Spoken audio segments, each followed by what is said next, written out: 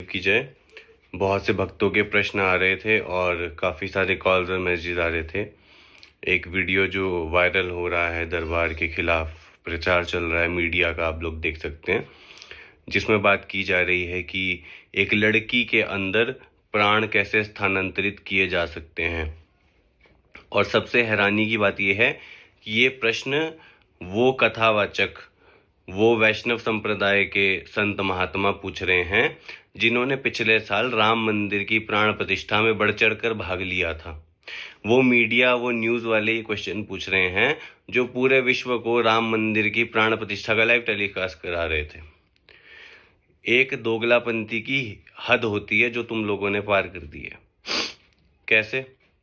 जब एक पत्थर की मूर्ति जो बोल नहीं सकती, चल नहीं सकती, खुद से खा नहीं सकती, पहन नहीं सकती, नहा नहीं सकती, उसमें तुम क्लेम करते हो कि तुम वैदिक मंत्रों, अनुष्ठान, हवन इत्यादि के द्वारा उसमें प्राण स्थानांतरित कर रहे हो। और किसके प्राण? साक्षात भगवान राम के, ईश्वर के, नारायण के प्राण उसमें ट्रांसफर करने की तुम बात कर रहे हो वैदिक मंत्रों के द्वारा। इतनी हिम्मत है सब में कि तुम ईश्वर के प्राण एक मूर्ति के अंदर डाल सकते हो। पर अगर श्री करौली शंकर महादेव एक लड़की के अंदर उसकी माँ से प्राण स्थानांतरित कर देते हैं, वो भी किस तरह? उसी वैदिक अनुष्ठान, हवन इत्यादि के द्वारा, उसी वैदिक रीति के द्वारा अगर वो प्राण स्थानांतरित कर देते हैं, तो ये कैसे हो गया? तो ये ढोंग हो गया और ये पाखंड हो गया। तो आप सब मीडिया वालों से पहले मैं पूछना चाहता हूं कि जब आप राम मंदिर की प्रतिष्ठा का प्रोग्राम लाइव सबको दिखा रहे थे, तो क्या वो पाखंड था क्या? तब ये प्रश्न क्यों नहीं उठाया गया कि मूर्ति के अंदर प्राण कैसे आ सकते हैं? गुरु नानक साहब ने कहा, पत्थर पूजे ना किछ ए बोले, ना किछ ए दे, फोकट करम निष्फल है सेव। कि पत्थर को पूजता है मनुष्य, ना वो पत्थर कुछ देता है, ना बोलता है, ना कुछ करता है, और उसकी सेवा भी निष्फल है। उसके बावजूद ये सब कुछ किया जाता है क्योंकि सबकी अपनी आस्था, अपना विश्वास है। अब जब उसका प्रत्यक्ष प्रमाण दरबार आपको दे रहा है कि किस तरह से प्राण जाते हैं, ट्रांसफर होते, तो आप लोग उसको नकार देते हो कि ऐसा कैसे हो सकता है।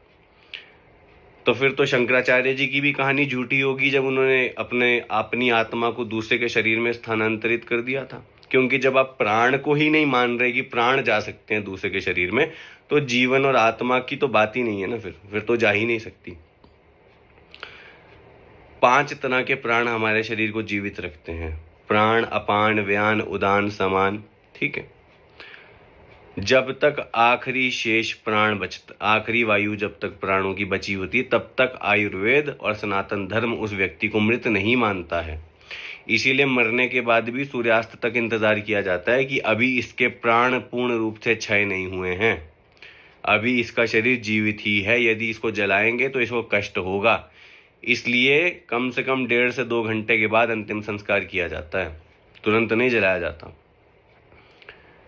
और शंकराचार्य जी ने भी जब परकाया प्रवेश किया था, तो उन्होंने आखिरी वायु, प्राण वायु अपने शरीर में छोड़ रखी थी, ताकि जब मैं पुनः अपने शरीर में लौटूं तो वह शरीर जिंदा रहे, पोषित रहे।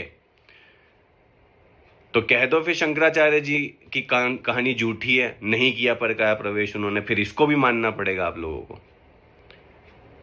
आप लोगों को शर्म आनी चाहिए। भगवा वस्त्र पहन के, बड़ी दाढ़ियां बना के, बड़े लंबे बाल लेके गद्दियों पर बैठकर कुछ भी आप लोग बोलते हो। एक आम व्यक्ति जो अपना निजी जीवन जीता है, जो अपना कारोबार कर रहा है, नौकरी कर रहा है, अपनी पढ़ाई कर रहा है, इंजीनियरिंग कर रहा है, कोई डॉक्टर है, उससे उम्मीद की जा सकती है ऐसे प्रश्न की, क्योंकि उसे स्पिरिचुअलिटी का, अध्यात्म का कोई ज्ञान नहीं है। पर आप लोग जो सारा दिन कथाएं बाँचते हैं, दूसरों को पंडित बन के समझाते हैं कि भागवत में ऐसा लिखा है, शिव पुराण में वैसा लिखा है, आप जैसे लोग ऐसा मूर्खतापूर्ण प्रश्न करते हैं कि प्राण कैसे हवा से आ जाते हैं। तो प्राण कहाँ से आते हैं? और अब मैं आपसे पूछता हूँ, फिर कहाँ से आते हैं प्राण, बताओ। प्राणायाम कैसे किया जाता है?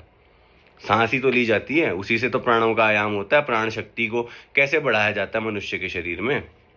प्राणायाम करके। तो वो कहाँ से आते हैं? हवा से ही आते हैं मेरे ख्याल से। आप पूछते हैं हवा से कैसे प्राण आ सकते हैं? इतने मूर्ख हैं क्या आप कि आपको ये भी नहीं पता कि प्राण कहाँ से आते हैं? तो थोड़ी सी शर्म करनी चाहिए जिन भेष को जिसको धारण किए हुए हो थोड़ी उसी की गरिमा रख लो। क्या आपको भी नहीं पता कि प्राण स्थानांतरित कैसे होते हैं? तो इसका मतलब आपको ये स्वीकारना चाहिए कि आपके पास कोई ज्ञान नहीं है, कोई साधना का अनुभव नहीं है, तंत्र का कोई ज्ञान नहीं है, कुछ पता ही नहीं है आपको कि कैसे क्या होता है। फिर अगर इतनी सी बात आपकी बुद्धि में नहीं पड़ती है कि प्राण कैसे स्थानांतरित हो जाते हैं, क्योंकि प्राण प्रतिष्ठा जब राम जी की मूर्ति की हुई तब तो आप सभी ने माना कि हाँ मूर्ति में प्राण प्रतिष्ठित हो गए। तो जब मूर्ति में प्राण आ सकते हैं तो जीवित व्यक्ति जिसमें प्राण रहते ही हैं उसमें प्राण क्यों नहीं आ सकते? पहले तो इस प्रश्न का उत्तर दीजिए।